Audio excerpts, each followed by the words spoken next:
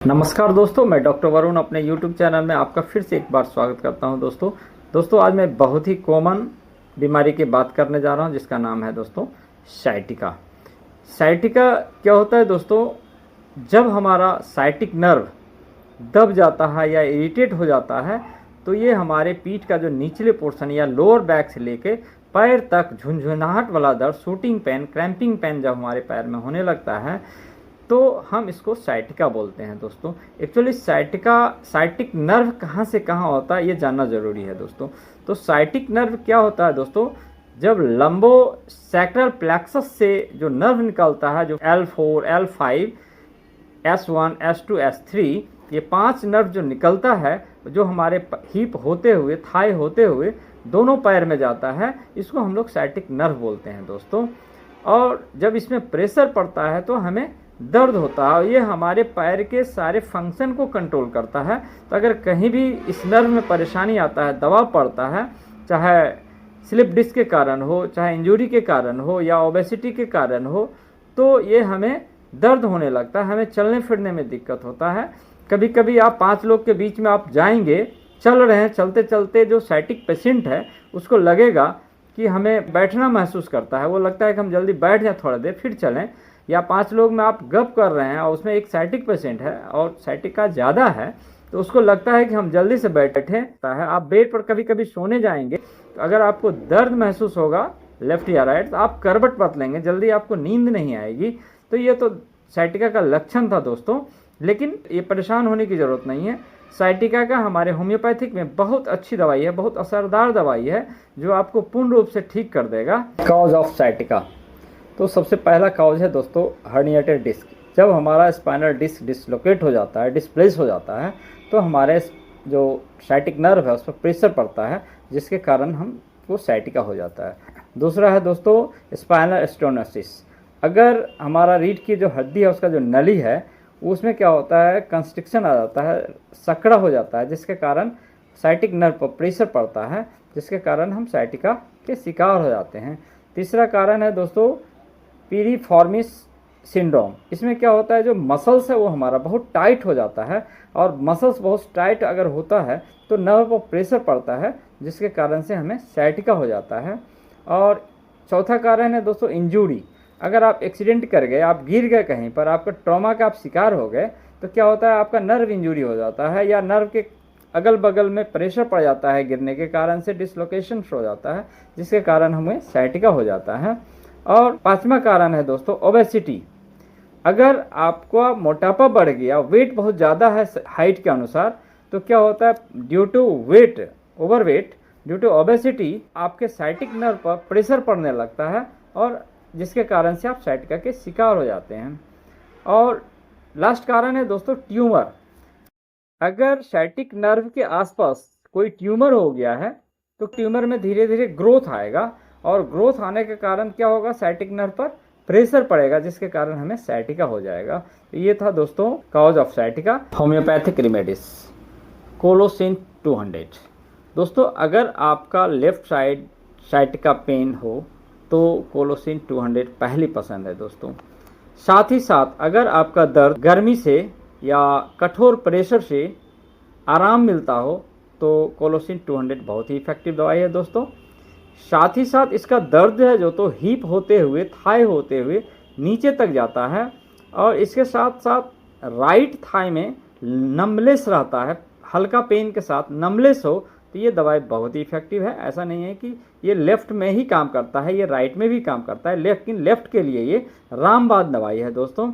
इसके साथ साथ अगर आप हिलेंगे डोलेंगे तो इसमें दर्द हमारा बढ़ जाता है दोस्तों, तो इस दवाई का ज़रूर यूज़ करें। कोलोसिन 200 3 से 4 बूंद सुबह और शाम यूज़ करें तो बहुत ही इफेक्टिव काम करेगा दोस्तों। Magnesia FOSS.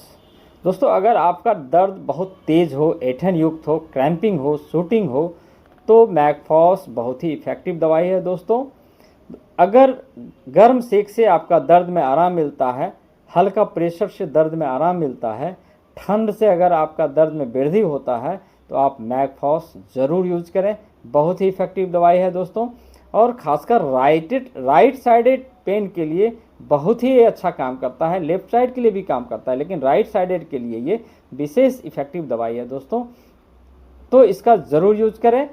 मैकफॉस का 30 पोटेंशियम में 4 से 5 बूंद 3 टाइम्स यूज करें, आपको ज़रूर आराम मिलेगा दोस्तों। रस्टक्स, अगर आपका बीमारी बैठने पर बढ़ जाए और आप चलने लगिएगा तो धीरे धीरे ठीक हो जाएगा। सुबह में आपको उठने में काफ़ी परेशानी लगता है, ऐसे लगता है जकड़न है, लेकिन जब आप धीरे धीरे काम करने लगते हैं तो इसमें इम्प्रूवमेंट आता है, लगता है ठीक हो गया। तो उसके लिए रस्टक्स बहुत ही इफ़ेक्टिव दवाई है दोस्तों। अगर कोल्ड वेदर या ठंड के सीज़न में, बरसात के सीज़न में आपका साइटिका बढ़ जाए तो उसके लिए रस्टक्स बहुत ही इफ़ेक्टिव दवाई है दोस्तों। गर्म सेक से अगर आराम मिलता है तो ऐसे कंडीशन के लिए रस्टक्स बहुत ही इफ़ेक्टिव दवाई है दोस्तों। अगर बरसात के सीज़न में कोल्ड एयर से आपका साइटिका बढ़ जाए, दर्द बढ़ जाए, जकड़न बढ़ जाए, तो रस्टक्स बहुत ही इफ़ेक्टिव दवाई है दोस्तों। रस्टक्स का 30 पोटेंशियम में 4 से 5 बूंद 3 टाइम्स दें, बहुत ही अच्छा काम करेगा दोस्तों, बहुत ही यूज़फुल है। नेफेलियम बहुत ही इंपॉर्टेंट दवाई है दोस्तों, साइटिका किसी भी तरह का हो इसका ज़रूर यूज़ करें। अगर आपका दर्द नमलेस के साथ हो, सुन्नपन के साथ हो, तो ये बहुत ही इफ़ेक्टिव दवाई है दोस्तों। अगर आपका कभी दर्द आता है, कभी सुन्नपन आता है, यानी अल्टरनेट होता है, कभी नमलेस कभी पेन, तो ऐसा कंडीशन हो तो ये दवाई बहुत ही इफ़ेक्टिव है दवाई दोस्तों। अगर आप आराम करेंगे, सो जाएंगे, तो आपका दर्द में आराम मिलेगा। अगर आप चलने लगेंगे, वॉकिंग करेंगे, तो आपका दर्द बढ़ जाएगा। तो ये वैसे कंडीशन के लिए बहुत ही इफ़ेक्टिव दवाई है दोस्तों।